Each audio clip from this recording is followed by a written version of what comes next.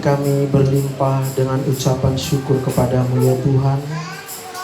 Kalau hingga pada saat ini Tuhan, setiap kami masih boleh menerima nafas kehidupan yang hanya Tuhan yang sanggup menyediakan setiap waktu dalam hidup kami. Kami bersyukur untuk perlindungan tangan Tuhan. Sebab kalau bukan karena perlindungan Tuhan, kami tidak mungkin bisa selamat dari begitu banyaknya rintangan, bahkan mara bahaya yang senantiasa ada dalam setiap kehidupan kami. Kami bersyukur untuk pembelaan Tuhan, sebab selama-lamanya Engkau adalah Tuhan yang adil, sehingga kami boleh masih hidup sampai dengan hari ini. Sekalipun mungkin banyak musuh kami, banyak orang-orang yang merancang-rancangkan yang jahat tentang kami, mereka-rekakan yang jahat tentang kami, tapi kami percaya Allah kami mereka-rekakan yang untuk kebaikan bagi kami. Kami berikan kemuliaan buat Tuhan. Terima kasih Tuhan, terima kasih Tuhan. Kalau siang ini Tuhan kami membuka hati kami rindu untuk kembali Kau memperdengarkan suaramu di tempat ini. Kiranya Tuhan Engkau berkenan menyatakan apa yang menjadi isi hatimu bagi setiap kami Tuhan.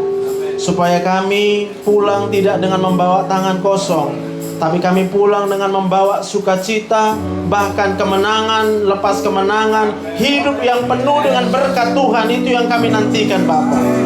Berbicaralah ya Tuhan. Kiranya Kau mengurapi hamba-Mu yang tidak punya kemampuan apa-apa ini. Biarlah hamba-Mu boleh menyatakan apa yang menjadi isi hati Tuhan, bukan dari pikiran manusia, tapi semata-mata Roh Kudus. Kiranya Kau menjamah hati, Kau menjamah mulut, lidah hamba-Mu nih Bapa, untuk boleh menyampaikan segala yang Kau kehendaki dengan kata-kata yang sederhana, sehingga setiap umat-Mu yang mendengar boleh dengan sangat mudah untuk mengerti. Tapi kami percaya Tuhan, kami dapat melakukan segala kebenaran firman Tuhan hanya oleh kuasa Roh Kudus. Sehingga kami buka hati kami, Roh Kudus jamah setiap hati kami. Di dalam nama Tuhan Yesus kami berdoa dan mengucap syukur kepadamu. Haleluya. Semua yang percaya katakan amin. Amin. Tepuk tangan sekali lagi buat Tuhan. Haleluya. Mari silakan duduk Bapak Ibu yang dikasihi Tuhan. Haleluya. Nah, shalom semuanya. Apa kabar? Masih hidup ya? Iyalah. Saya terakhir kesini bulan berapa ya? Waktu Covid ya kali ya. Masih masa Covid ya. 2022 ya. Aku pun lupa, tapi udah lama kan? Sehingga kalau kita masih jumpa kayak gini, bukankah itu tandanya Tuhan yang memberikan kita hidup? Kita berikan tepuk tangan. Yes, haleluya. Nah, Bapak Ibu dikasih Tuhan, Tuhan terus memberikan pesannya ya. Setiap saat apa yang ada di dalam pikiran saya itu ditanamkan oleh Tuhan, yaitu hati yang gembira adalah obat yang manjur. Hati yang gembira adalah obat yang manjur. Tapi coba, kalau kita jujur, ini adalah hal yang paling sulit ya. Gimana bisa gembira ketika kita punya masalah? Bagaimana mungkin saya gembira kalau badannya sakit, ya kan? Kepala sakit, dada sakit, perut sakit, pinggang sakit, lutut sakit, badan sakit, plus lemas semua. Sehingga sebegitu lemasnya, kadangkala wajah pun ikut lemas. Coba lihat kiri kanannya, katakan Tuhan Yesus mengasihimu. Lihat kiri kanannya, katakan. Iya kan? Senyum gak dia? Terus bilang sama dia, kayak gitulah buat tiap hari, bilang. Sehingga pada waktu kita memiliki hati yang gembira, ini bukan perkataan manusia. Amin. Ini firman Tuhan. Siapa yang percaya sama Tuhan? Siapa yang percaya kalau firman Tuhan itu punya kuasa? Jadi kalau kita percaya bahwa hati yang gembira adalah obat yang manjur, sesuai dengan imanmu. Katakan, sesuai dengan imanku. Terjadi dalam hidupku. Aku percaya hati yang gembira adalah obat yang manjur. Itu firman Tuhan. Tepuk tangan buat Tuhan kita. Haleluya. Yuk kita nyanyi satu lagu dulu ya. Tandanya kita percaya bahwa Tuhanlah satu-satunya sumber kehidupan kita. Amin. Katakan bersama. Walau ku harus berjalan dalam lembah kekelaman, perlindungan-Mu, oh Tuhan, nyatalah bagi hidupku. Tiada pernah sedetik pun, tiada pernah sedetik pun, tiada pernah Kau tinggalkan, tiada pernah Kau tinggalkan. Sungguh mulia dan sempurna, dan sempurna. Hanya Kau layak disembah, layak disembah. Angkat tangan, katakan Yesus, Yesus Engkau juru selamatku. Dalam janji-Mu kemenanganku, selamanya kan ku nyatakan besar setia-Mu, Tuhan di hidupku. Yuk katakan Yesus Engkau, Yesus Engkau juru selamatku. Dalam janji-Mu, dalam janji-Mu kemenanganku, selamanya kan ku nyatakan besar setia-Mu, besar setia-Mu, Tuhan di hidupku. Yang percaya kita berikan tepuk tangan buat Tuhan. Berapa banyak yang bisa gembira nyanyi lagu tadi? Angkat tangan. Tapi ada juga yang belum ya Pak ya. Nggak apa-apa. Kalau belum bisa gembira, hari ini kita pulang dari tempat ini jadi orang-orang yang bisa gembira kapanpun juga. Boleh balikkan slide-nya supaya kita bisa gembira lagi. Iya kan? Enak nggak kalau gembira? Hah? Enak nggak kalau gembira? Enak dong ya. Toh juga kita hidup yang kita kejar juga kegembiraan.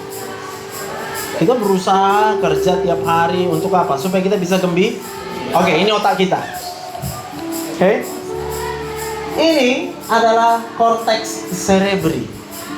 Otak yang mikir. Mikir masalah di sini. Ya. Ada yang lagi nggak mikir masalah? Datang ke gereja? Nggak ada. Pasti semua sedang mikir masalah. Masalah yang lalu. Udah pun berlalu pun masih kita pikiri di sini. Masalah yang sedang terjadi di sini juga dipikirkan di cortex cerebri. Bahkan masalah yang belum terjadi, Bu. 1 hari lagi, 2 hari lagi, kayak mana nanti bulan depan? Yang punya anak, kayak mana nanti anakku ya? Aduh, kayak mana lah Tuhan, aduh Tuhan. Aduh, kayak mana nanti ini? Aku kayak gini, kerjaku pun bermasalah. Atasanku kejam. Pusing kepalaku. Ya. Tanpa sadar kita sering pusing. Semualah yang sakit-sakit tadi. Dan tanpa sadar itu buat kita apa? Nggak bisa lagi gembira. Sebab apa? Yang kita pikirkan adalah masalah dan persoalan. Sering kita mendengar, janganlah stres. Sering ya? Jangan kau pikirkan, sering kita dengar ya kan? Iya nggak Pak? Terus kadang-kala kita marahi dia kan? Namanya manusia. Mana ada orang nggak berpikir, ya kan Dek? Namanya manusia, kayak mana ya kau ini? Berarti udah mati lah kita katanya nanti. Jangan stres, kau bilang kan? Ada lagi satu lagi. Kurasa tak pernah kau dapat masalah katanya sama kita. Bu, jujur. Kalau lihat aku nggak ada masalah. Jujur aja, ya kan? Pasti bilangnya kayak nggak ada masalah ini, ya kan? Itulah yang mau kita capai. Sekarang aku tanya, kira-kira enak nggak kalau aku berdiri di sini dan yang ku ceritakan adalah masalahku? Bosan semua dengarnya. Benar ya? Aku kan masalahku banyak kali, ya kan? Pasti ibu jawab, bukan cuma kau, aku pun banyak masalahku, kan gitu kan? Yang mengerti katakan amin. Aduh. Udah mulai terbuka otak kita.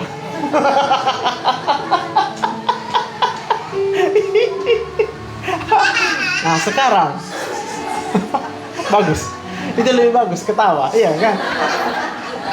Lihat ini namanya basal ganglia, lalu di bawahnya ini ada amigdala, dan di sini juga namanya hipotalamus. Ini adalah pusat daripada perasaan manusia.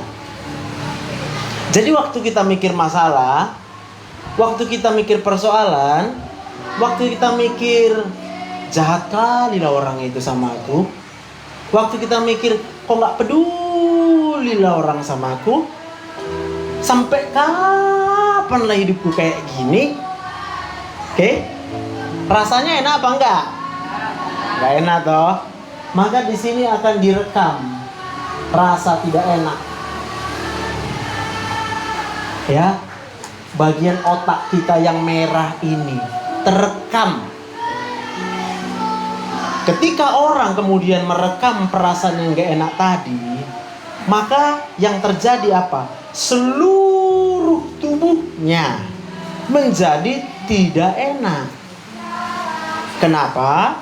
Karena dari sinilah semua saraf akan turun ke seluruh organ tubuh. Dan dicatat hanya ada 2 organ tubuh yang gak ada sarafnya. Yang pertama rambut. Coba pegang rambutnya. Nih, ada rasanya? Rambutnya? Gak ada kan? Dipotong berapa kali juga gak pernah. Aduh sakit kali. Aduh sakit kali. Gak ada. Satu lagi kuku. Kita potong kuku. Gak pernah sakit kan? Kenapa? Karena gak ada saraf.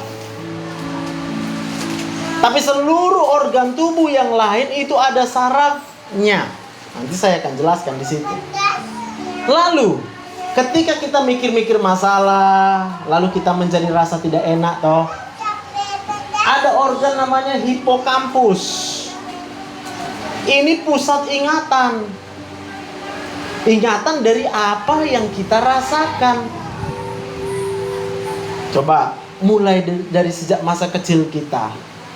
Ya, banyak nggak merasa kecewa? Kalau anak-anak bisa kecewa sama mamanya, bisa kecewa sama bapaknya. Kalau nggak ada mama bapaknya, kecewa dia sama Tuhan.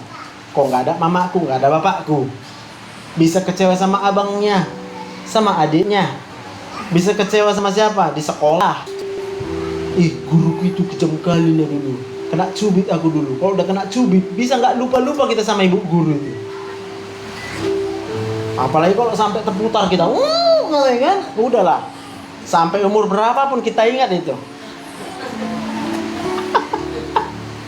Ada yang dilotak, pok katanya kan. Tapi itu zaman dulu memang. Kalau zaman sekarang, guru tidak diizinkan lagi untuk melakukan kontak fisik. Kenapa?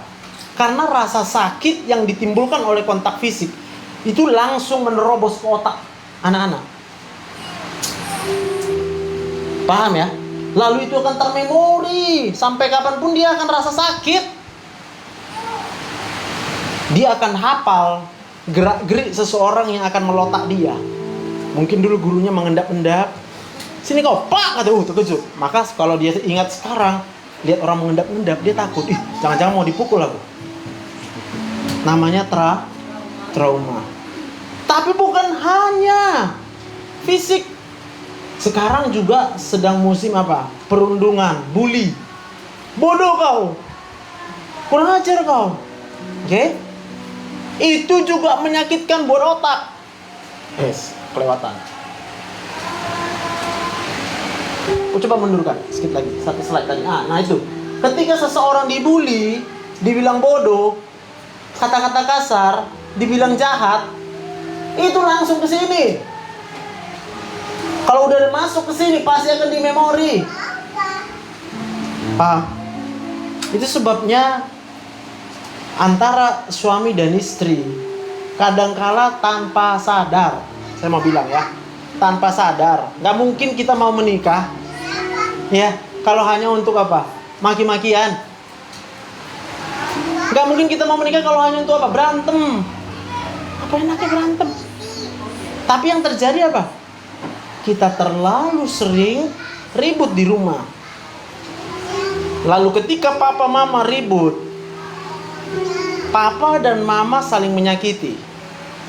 Tapi ingat, kalau kita udah dikasih Tuhan keturunan, yang kita sakiti juga termasuk anak-anak. Kenapa? Suara yang keras itu bisa langsung menusuk ke sini. Coba aku tanya jujur, ada di antara kita yang senang dengar suara keras, dikerasin? Coba angkat tangan. Gak ada dong. Pasti semua senangnya suara yang lembut. Katakan amin. Tapi gimana nanti dia kasar kali sama aku, ya kan? Aku pun gak maunya kasar sama dia, tapi dia duluan kah? Ada yang nanya gitu ya. Nanti hafal nih, Amsal 15 ayat 1. Jawaban yang lemah lembut meredakan kegeraman. Amsal 15 ayat 1. Supaya apa jawaban lemah lembut? Supaya ketika telinga kita mendengarkan suara yang lemah lembut, enak kali. Di otak kita enak kali. Masuk dia ke sini, lemah lembut. Kalau otak menerima suara lemah lembut, itu kadar emosionalnya akan langsung turun. Paham ya? Ngerti maksudnya ya? Suami istri kadangkala ya dua-dua pasti mengandalkan capeknya masing-masing. Iya kan? Suami bilang dia capek di kerjaan. Plus lagi bilang nanti bapak ya kan, aku kan kerja untuk kalian. Untukmu. Terus istri bilang, ya aku juga capek loh di rumah ini. Kebersihan rumah. Gak siap-siap. Mana ada pekerjaan rumah yang siap, ya kan Bu? Belum 24 jam udah datang lagi kerjaan yang sama.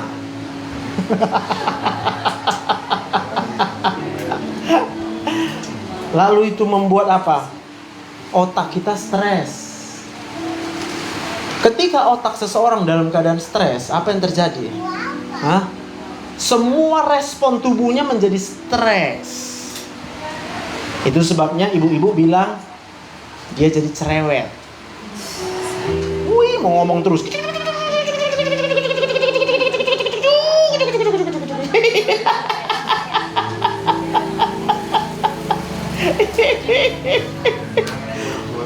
Bu, sejujur-jujurnya ya, enak nggak dengar orang cerewet? Nggak ya. Tapi ada orang di luar sana ngeyel gini, ya kan tujuannya bagus. Ketawa ibu. Yang ketawa itu kayak gitu tuh. Selalu kalau dibilang janganlah cerewet, tujuannya bagus. Bu, nggak tahu otak ini tujuan. 1 Samuel berapa tuh ya? Manusia hanya melihat rupa, tapi Tuhan melihat. Jadi tujuan itu ada di dalam hati kita toh. Kita bilang kita punya tujuan baik. Apa orang bisa baca tujuan baik kita? Kagak bisa.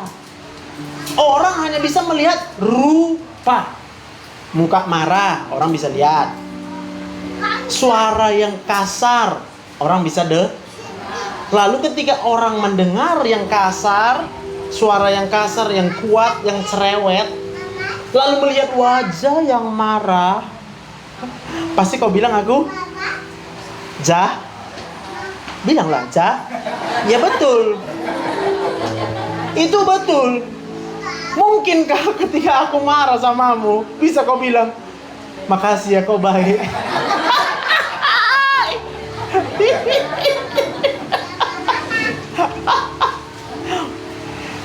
Bisa paham? Tepuk tangan dulu buat Tuhan. Jadi saya berdoa mulai hari ini Bapak Ibu jadi orang yang benar-benar baru. Kayak nggak pernah kulihat kau kayak gitu. Nanti orang akan ngomong gitu sama Bapak.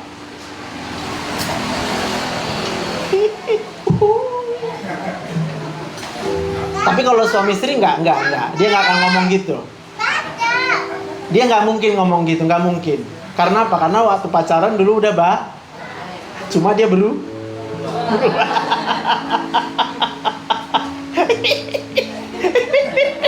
Iya Pak ya. Dulu ibu baik kan Pak. Sekarang oh haleluya. Puji Tuhan, tepuk tangan untuk Tuhan. Mau tambah baik Pak? Amin. Otak semakin diberikan yang baik, dia akan tambah baik.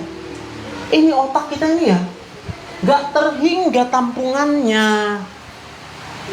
Dia bisa menampung yang tak terbatas. Persoalannya, kalau yang kita tampung itu hal yang negatif, maka yang negatif yang muncul dalam hidup kita. Yes. Amin. Berapa banyak yang bisa paham Tuhan itu baik? Angkat tangan. Nah, berapa banyak yang tiap hari bisa senyum? Nah, apa Tuhan itu baik cuma kadang-kadang?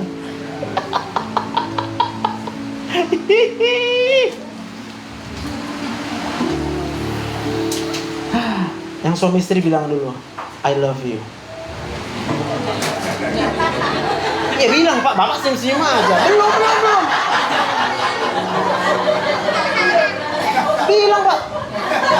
Belum aku lihat belum.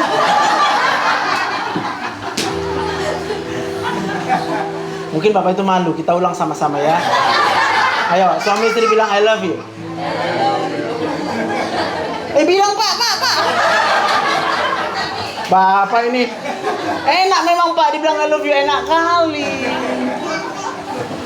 Hah? Bu, suka dibelai sama suami? Angkat tangan. Suka ya? Angkat tangan ya. Pak, belai dulu Pak. Ayo, suami belai istrinya cepat. Bilang I love you. Mana Pak? Itu anaknya Pak, bukan istri Pak.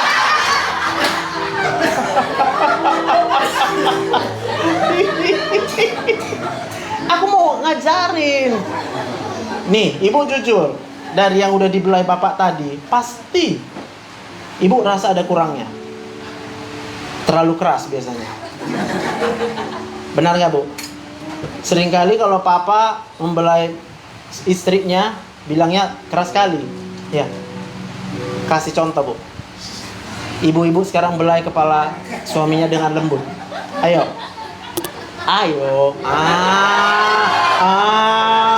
Bu, ibu jangan ketawa-ketawa aja Bu. Belai Bu.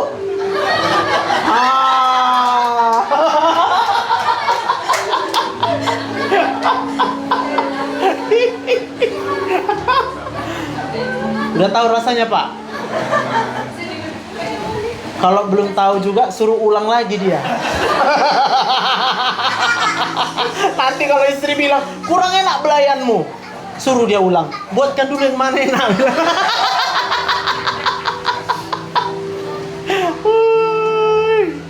Amin. Suka Sukacita karena Tuhan adalah perlindungan, Pak.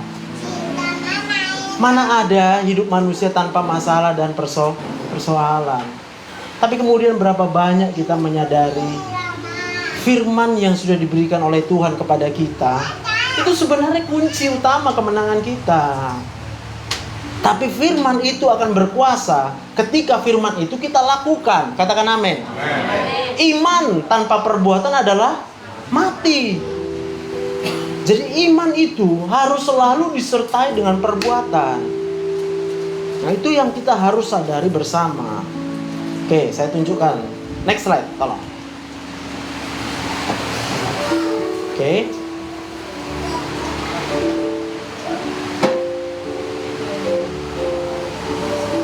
Nah, belum ani. Kecil memang ya. Gak apa-apa. Jadi dari otak kita tadi turunlah semua saraf-saraf itu ke tulang belakang kita ini. Lalu dia ada yang menuju ke jantung, ada yang menuju ke paru-paru, ada yang menuju ke hati kita, liver, ada yang menuju ke pankreas, ada yang menuju ke lambung, ada yang menuju ke limpa sampai ke usus besar. Sampai juga nanti ke kaki, ke otot-otot kita ini semua, badan kita ini semua kena saraf. Maka kalau stres otak kita, apa yang terjadi?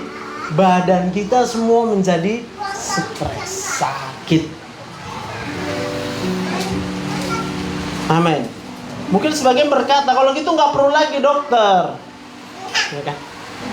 Ya kan aku dokter nerangkan ini. Siapa bilang nggak perlu dokter?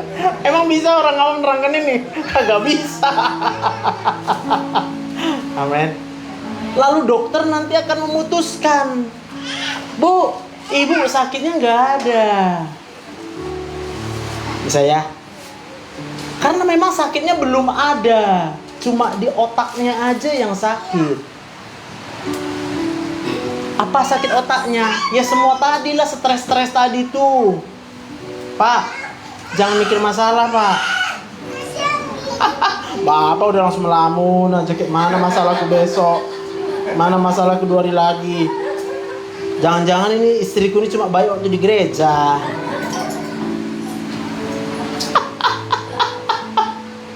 Amin, Pak.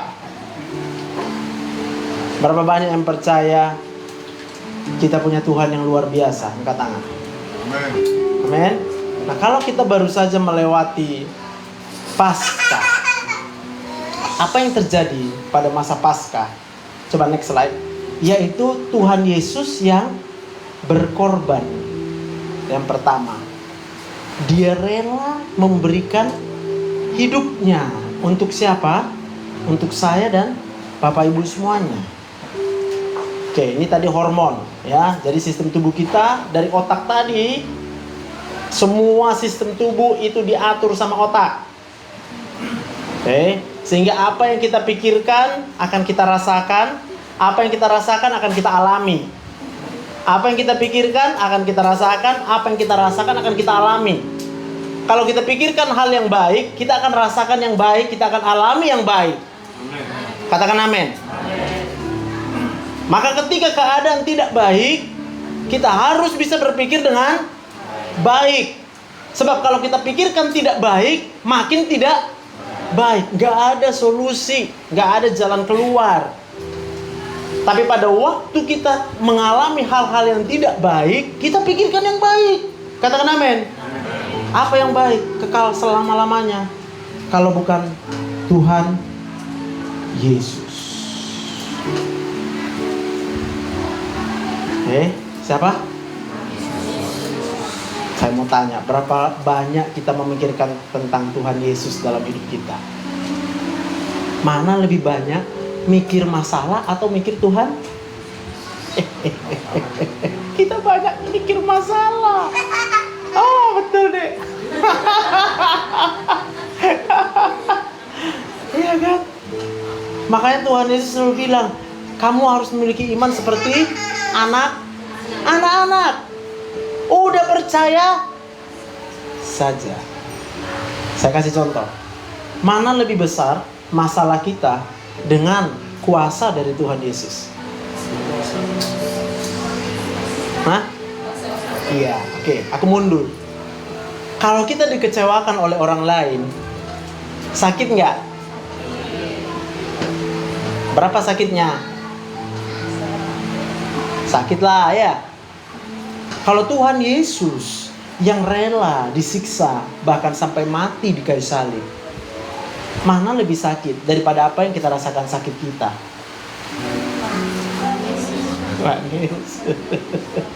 Coba, berapa banyak kalau kita memikirkan penderitaan dari Tuhan Yesus, apa yang kemudian kita katakan? Kita bersyukur, Tuhan terima kasih untuk apa? Penderitaan Tuhan Yesus. Berapa banyak yang percaya kalau Tuhan Yesus menderita untuk kita? Angkat tangan. Berapa banyak yang ingat? Kalau tadi ini otak, berapa banyak yang mikirin? Mikir. Kok mau ya Tuhan Yesus itu mati buatku? Iya dek. Kenapa Tuhan Yesus mau mati buatmu? Kenapa dia mau tebus dosamu? Kenapa? Alasannya apa? Yohanes 3:16. Karena begitu besar kasih Allah akan dunia ini, sehingga Ia mengaruniakan anaknya yang tunggal, supaya setiap orang yang percaya tidak binasa, melainkan beroleh hidup. Berapa banyak yang percaya? Lambaikan tangan. Berapa banyak yang percaya bisa merasakan sukacita dari Tuhan? Tepuk tangan untuk Tuhan kita. Bilang kiri kanannya, kamu disayang Tuhan. Yuk kita nyanyi lagu disayang Tuhan. Dari kiri kurang. Sayang, sayang, disayang. Aku disayang Tuhan. Aku diangkat jadi anaknya. Aku disayang Tuhan. Sayang, sayang. Sayang, sayang, disayang. Aku disayang Tuhan. Aku diangkat jadi anaknya. Aku disayang Tuhan. Glory, glory, glory.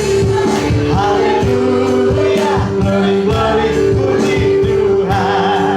Glory, glory, glory. Haleluya. Glory, glory, puji Tuhan. Tepuk tangan buat Tuhan. Mikir yuk sekarang. Berapa kali sih kita disakitin sama orang? Udahlah. Pikirkan aja Tuhan. Aduh, kau aja udah rela ya memberikan nyawamu buatku.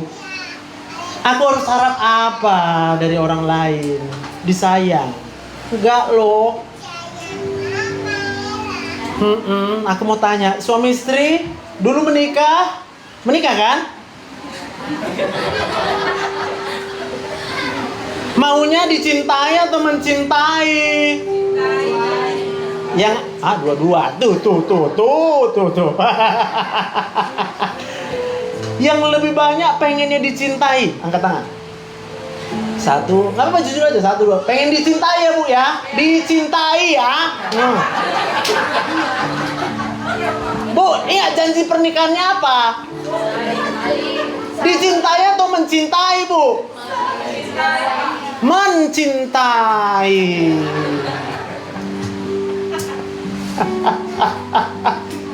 Itu yang masih bilang pengen dicintai itu namanya bucin. Ya. Istri harus berani bilang sama dirinya sendiri, aku bukan membutuhkan cinta dari suamiku. Sebab apa?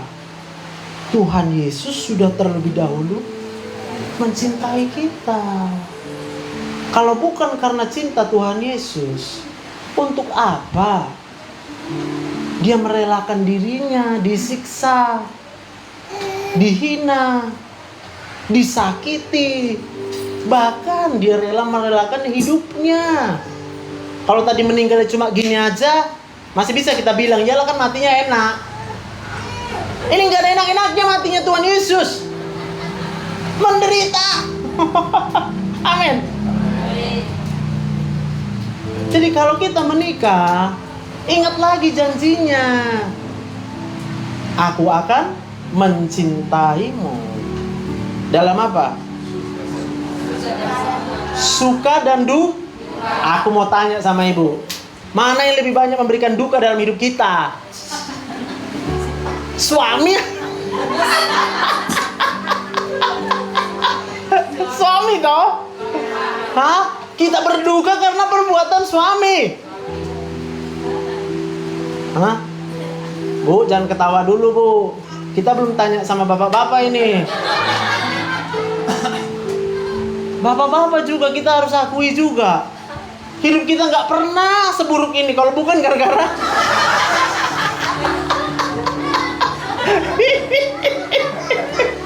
aduh, minta ampun. Ya.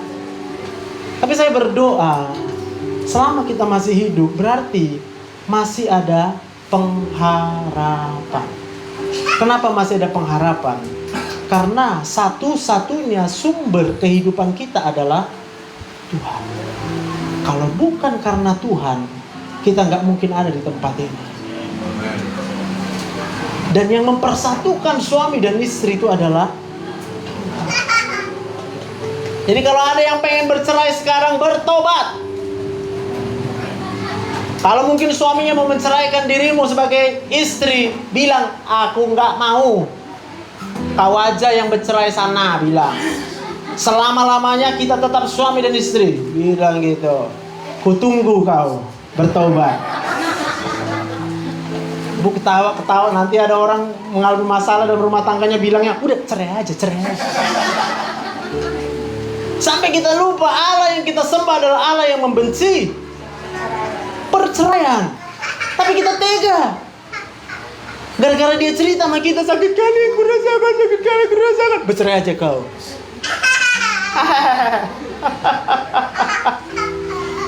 Amin. Bisa ngerti? Bu, gak apa-apa. Mungkin suamimu sekarang jahat, gak apa-apa.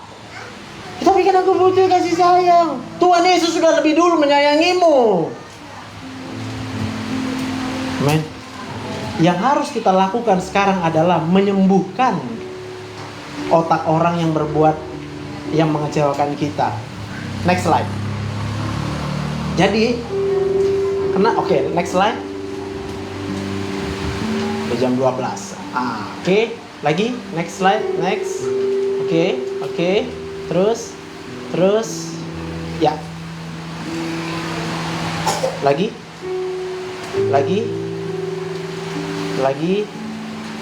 Yes. Lagi. Nah, op. Mundur. Yes. Mundur. Tuh. Apa yang dikatakan oleh Tuhan Yesus waktu dia itu kemudian berjalan menuju Kalvari?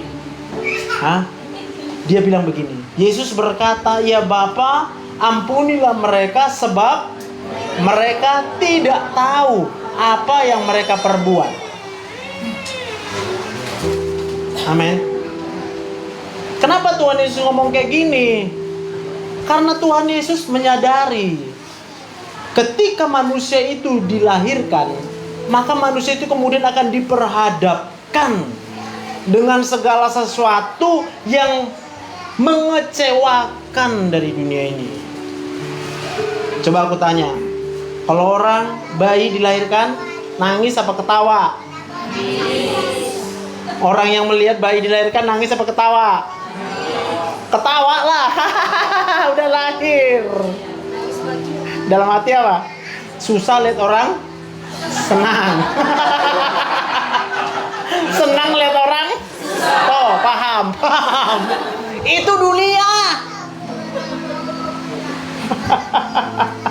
Dan dunia semua ini sedang sakit.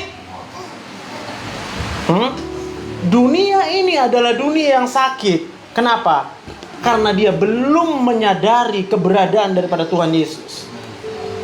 Tapi waktu seseorang itu benar-benar dengan segenap hatinya percaya, lalu menyerahkan hidupnya kepada Tuhan Yesus, Tuhan Yesus bilang apa? Oleh bilur-bilurnya kamu sudah sembuh. Apa yang bisa menyembuhkan dunia ini adalah kebahagiaan. Katakan amin. Roma 4 ayat 7. Berbahagialah orang yang pelanggarannya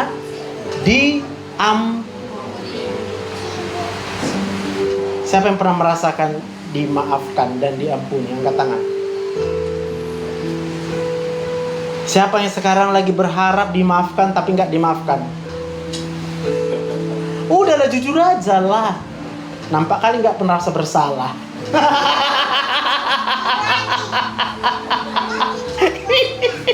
Aku banyak kali salahku.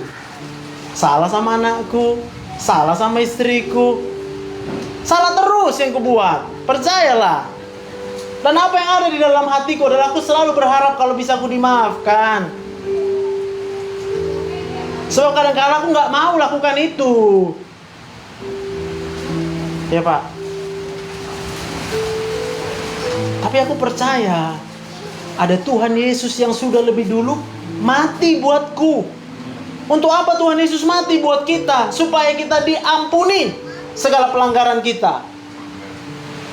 Maka kalaupun aku tidak mendapatkan maaf dari dunia ini, aku sudah lebih dahulu dimaafkan oleh. Maka waktu aku merasakan, aku percaya aku dimaafkan oleh Tuhan, apa yang kupikirkan adalah, Tuhan terima kasih.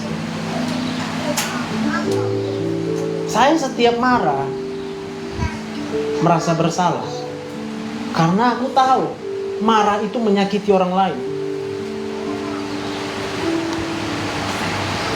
Berapa banyak yang mengerti yang aku katakan? Setiap aku kesal, lalu aku tunjukkan kekesalanku itu kepada orang yang aku kesalkan, aku merasa berdosa, karena aku menyakiti dia. Ya kalau gitu marah ditahan-tahan. Tetap juga nggak boleh. Kalau kita marah ke dalam, yang sakit siapa Pak? Ya kita aja. Orang lain nggak sakit, orang lain, kita yang sakit. Maka muncul banyak penyakit sekarang, depresi, sedih nggak karu-karu.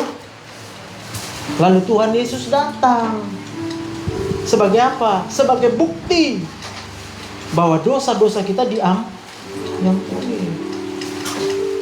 Yang percaya tepuk tangan buat Tuhan kita. Bilang sama suami dan istri, aku memaafkanmu sampai kapanpun juga. Pak, Bapak cuma pura-pura batu aja Pak. Gak bilang. Oh, lagi batuk. Oh iya, coba sekarang ibu yang bilang, aku memaafkanmu sampai kapanpun juga.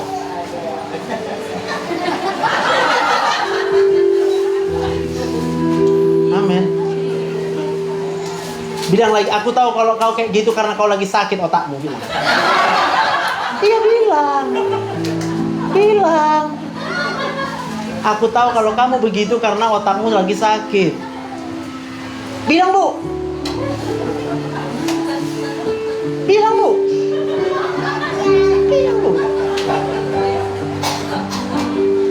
Hah? Kadang-kadang kita nggak bisa mengampuni orang. Kita nggak bisa memaafkan orang. Kenapa? Kita pikir dia punya niat jahat. Niatnya nggak jahat. Kita nggak tahu. Tapi satu hal yang kita tahu, kalau dia buat yang jahat sama kita, satu-satunya karena dia otaknya sedang sakit. Amin. Loh, kenapa Tuhan Yesus aja mau ngampuni kita? Siapa kita? Sehingga dia berkata, belum, yang tadi, ya Bapa, ampunilah mereka sebab mereka tidak tahu apa yang diperbuatnya. Enak nggak waktu kita memaafkan orang? Coba. Ada di sini yang merasa nggak enak kalau memaafkan orang? Angkat tangan. Salah pertanyaanku. Ada di sini. Ada di sini yang belum pernah memaafkan orang? Ada? Belum pernah memaafkan orang, Dik. Makanya nggak tahu kok enaknya. Buat enak, bikin romantis. Amin. Waktu kita memaafkan seseorang, kita bisa merasakan kelegaan. Coba bilang sama suami istri lagi, aku memaafkanmu. Bilang. Oh, sekarang gantian. Istri dulu ya, sama-sama. Satu, istri bilang ke suaminya, aku memaafkanmu. Yang nggak bawa suami bilang dalam hati. Jangan cuma ketawa-ketawa yang orang. Jauh udah bilang dari situ dalam hati. Oke, bilang 1, 2, 3. Aku. Dah. Sekarang bapak-bapak angkat tangan. Siapa yang merasa senang dimaafkan? Coba ibu lihat dia, senyum gak mukanya bu? Senyum kan pak? Lalu waktu ibu bilang aja, kalau suamiku ya kayak gini kali suamiku, ibu maafkan, pasti dia jadi senang, berubah mukanya. Ini enggak, udah suami salah, makin dihakimi. Anggoho.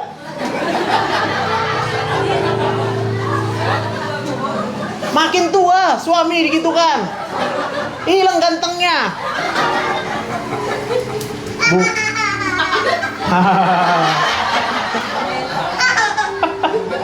Syukur-syukur yang hilang cuma gantengnya, tahu nggak? Takutnya yang hilang suaminya. Nggak pulang lagi dia ke rumah, kesambat sama perempuan lain. Hah? Tahu nggak?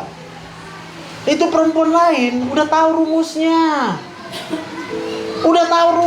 Bu. Kenapa? Dia udah dengar Dr. Jose Korban.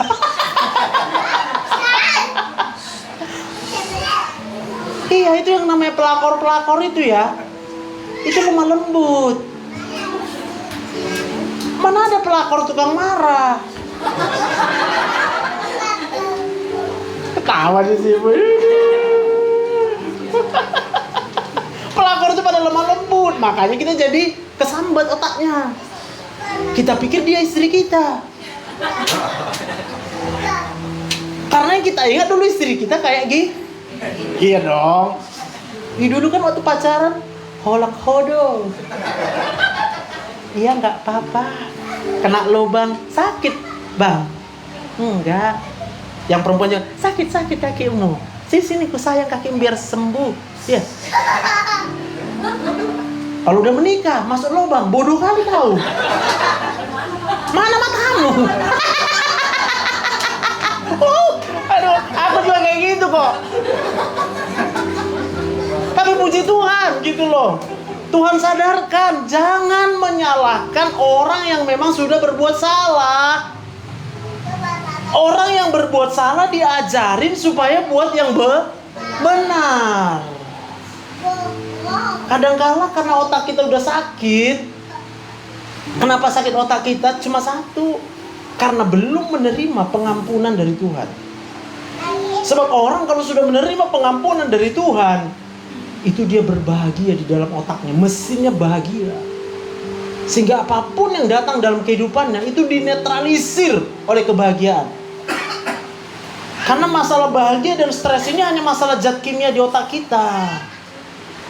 Endorfin namanya Pak, kalau bahagia Pak. Itu kalau endorfin kita penuh, mau apapun yang datang dalam hidup kita itu dinetralisir, cek, sehingga kita nggak bisa, susah lah untuk susah gitu loh.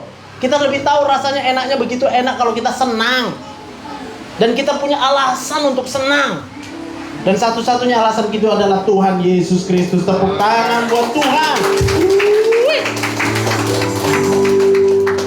Apa yang mengganjel di hatimu? Mertua? Eda? Lae? Gitu? Merasa gak dapat bagian nanti, warisan, segala macam. Hari ini doakan dia. Ya Bapa, ampunilah dia, sebab dia tidak tahu apa yang diperbuatnya. Coba kita baca ayatnya itu ya. Ya Bapa, 2, 3 ya. Ya Bapa, ampunilah mereka. Sebelum kita merasa senang, waktu bilang itu, ulang lagi. Sambil mengingat semua perbuatan-perbuatan yang jahat yang mereka lakukan sama kita. Ya Bapa ampunilah, ya Bapa ampunilah, ya Bapa ampunilah. Sebab hanya dengan cara demikian baru kita bisa merasakan hati yang gembira. Katakan amin. Wih. Tepuk tangan dulu buat Tuhan. Terakhir, berapa banyak yang percaya Tuhan Yesus yang mati tadi itu bangkit pada hari yang ketiga? Berapa banyak yang mengerti? Ini sekarang mengerti. Kok bisa orang mati bangkit? Kok bisa orang mati bangkit? Lalu kaitkan itu dengan masalah dan persoalan kita. Yang kita pikirkan cuma apa? Hidup 1 bulan lagi, 2 bulan lagi, 1 tahun lagi. Kayak mana nanti anakku kalau nggak menikah? Kayak mana nanti sekolahnya? Kayak mana nanti pekerjaanku di kantor? Ini kan Pak? Coba bandingkan berapa besar masalah Bapak dengan kuasa kebangkitan Tuhan Yesus. Waktu kita kemudian memikirkan kuasa kebangkitan Tuhan Yesus, apa yang kita rasakan? Senang atau nggak senang? Waktu kita percaya bahwa Tuhan Yesus itu Tuhan yang bangkit dari kematian, senang apa nggak senang? Amin. Apa yang bisa kita alami sekarang baru hanya mempertahankan kehidupan. Coba tarik nafas Pak. Buang napasnya. Dari siapa napas? Dari Tuhan Yesus. Pernah permisi sama Tuhan? Udah gak permisi. Berapa kali kita bilang terima kasih sama Tuhan? Ada. Pagi aku berdoa. Emang cuma pagi bernapas. Sehingga kalau pagi berdoa, lalu siang merepet, siang marah-marah, sore sedih, malam tak bisa tidur.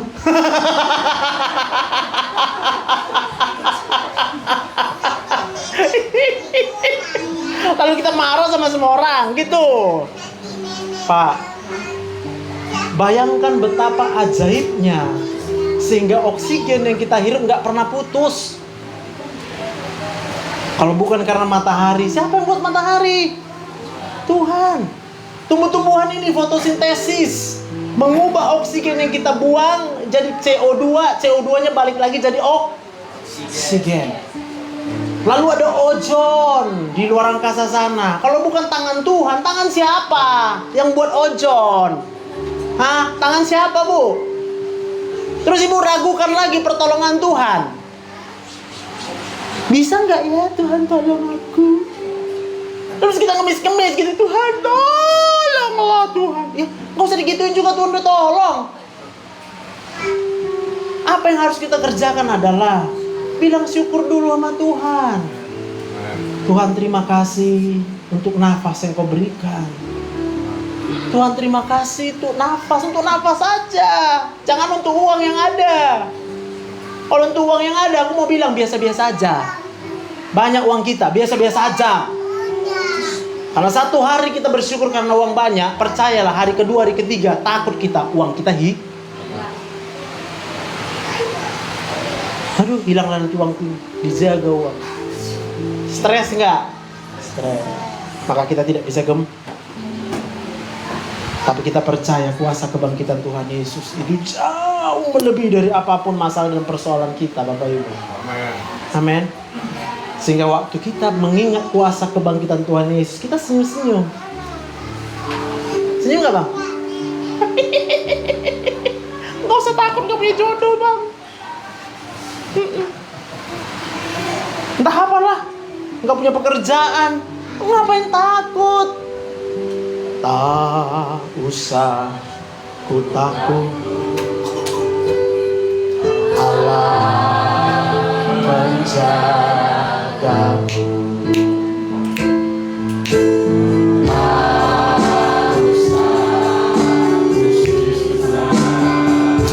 Yesus, Yesus peliharaku.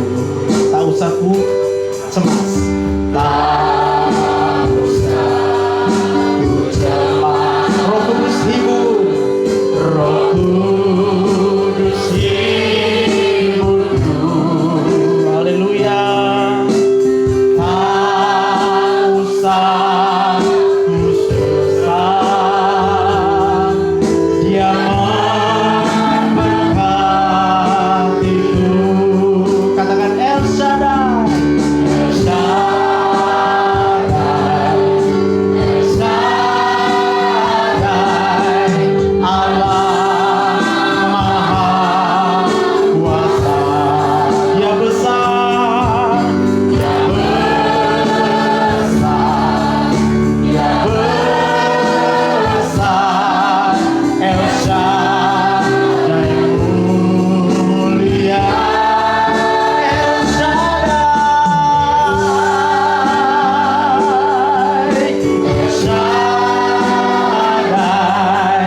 Allah Maha Kuasa. Berkatnya melimpah, berkatnya melimpah. El Shaddai. Amin. Amin. Bilang kiri kanan ini, kamu percaya Allah luar biasa? Berapa besar persoalan kita? Berapa besar kuasa Tuhan? Apakah kamu percaya? Bagi Tuhan tidak ada yang mustahil. Maka ketika orang kemudian melihat hidup kita, Pak, orang melihat kegembiraan, sukacita oleh Roh Kudus. Sukacita oleh Roh Kudus. Sebab kerajaan sorga adalah bukan persoalan makan dan minum, tetapi sukacita oleh Roh Kudus. Bapak Ibu akan bersukacita sesuka-sukacitanya.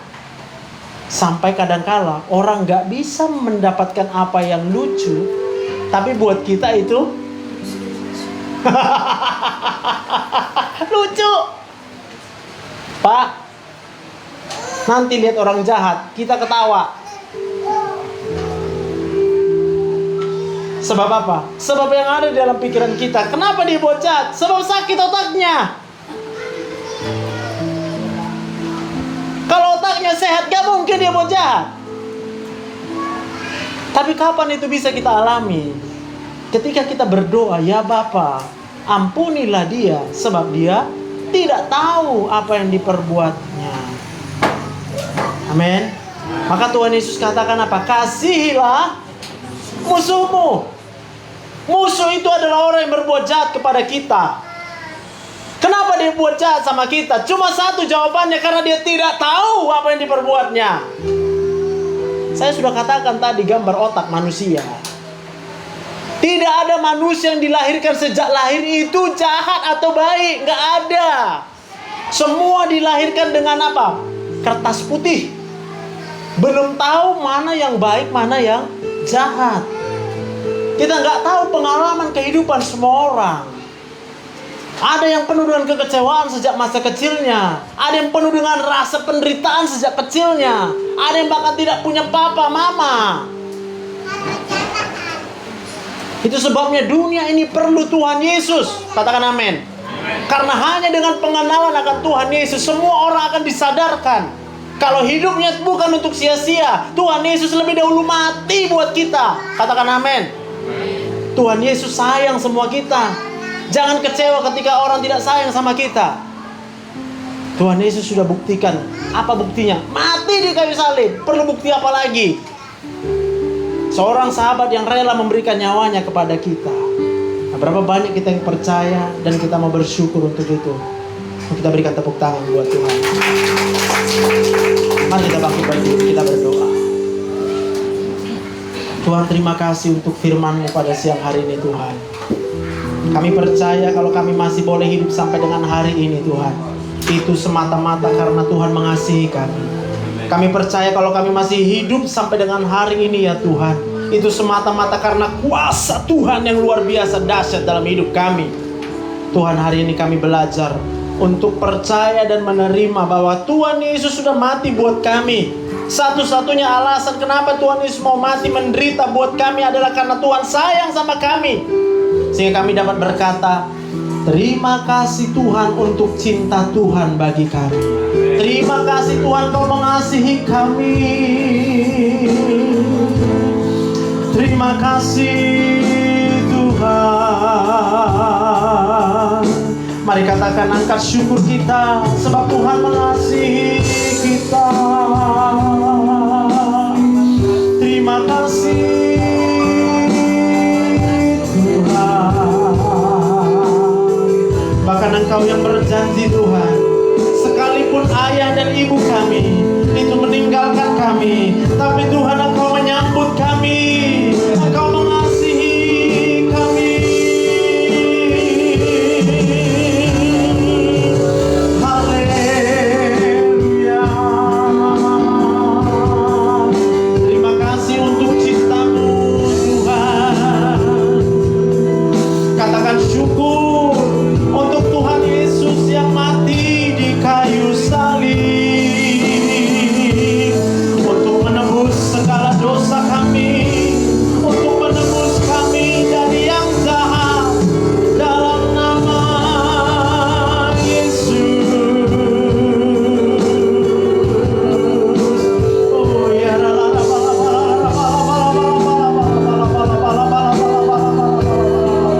mari buka hati kita, ucapkan syukur, katakan terima kasih Tuhan.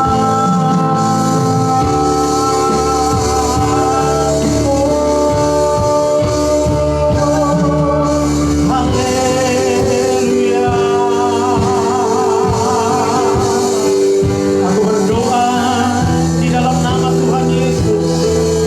Roh Kudus, Engkau yang menjamah setiap hati kami. Roh Kudus menyembuhkan setiap luka-luka di hati kita. Haleluya. Haleluya.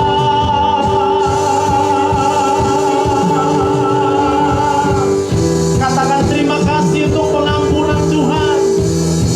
Terima kasih Kau mengampuni dosa-dosaku. Terima kasih Kau menerimaku. Terima kasih karena Kau mengasihiku. Haleluya.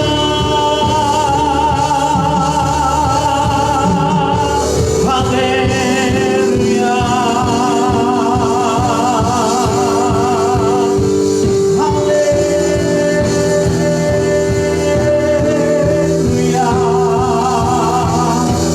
Syukur bagimu Tuhan. Syukur bagimu Tuhan. Dan kalau saat ini kau masih menyimpan kepahitan di dalam hatimu, engkau tidak perlu melakukan apapun. Tapi siang ini Tuhan mau menyembuhkan segala kepahitanmu. Tuhan mau menyembuhkan segala sakit hatimu. Kalau engkau mau, mari buka kedua tanganmu saat ini dan berdoalah dan katakan, ya Bapa, ampunilah mereka sebab mereka tidak tahu apa yang mereka perbuat. Ya Bapa, ampunilah mereka sebab mereka tidak tahu apa yang mereka perbuat. Tapi Tuhan melihat, Tuhan mengetahui, Tuhan mengerti apa yang kurasakan. Tapi hari ini Tuhan, aku berdoa, ampunilah mereka, ampunilah mereka dalam nama Yesus. Haleluya. Dan terimalah Roh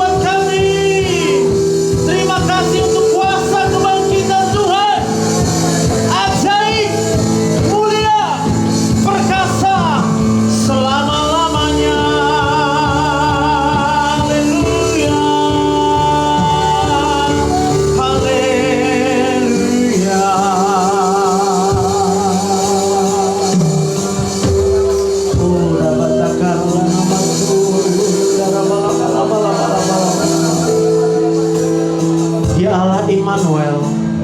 Dia Allah yang beserta dengan kita. Dia Allah yang tidak pernah meninggalkan kita. Apa buktinya? Selama kita masih hidup, itu artinya Tuhan tidak pernah meninggalkan engkau. Selama engkau masih bisa menarik nafas kehidupan itu artinya Tuhan senantiasa menyertai hidupmu. Dan kalau engkau belum dapat merasakan kehadiran Tuhan, engkau cukup berkata, terima kasih Tuhan. Terima kasih untuk hidup yang kau berikan buat saya. Terima kasih Tuhan. Hamba-Mu selesai berbicara siang ini Tuhan.